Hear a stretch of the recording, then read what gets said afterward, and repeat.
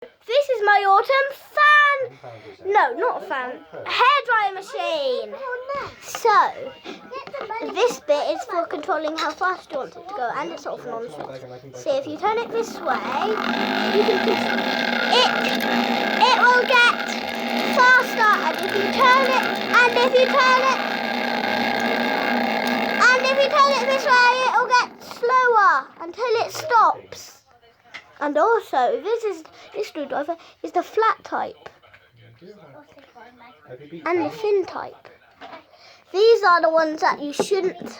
These are the ones that this is the one that you need to buy, and these are the ones that you should have. So, but we have a few missing, but I still have the one that we need.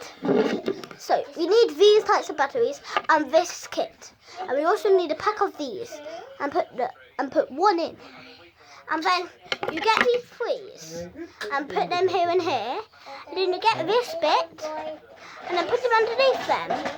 And then you get these wires and connect them to this bit with a motor. But don't do the yellow fan. But don't do this yellow fan, do the red fan, because the yellow fan doesn't fit.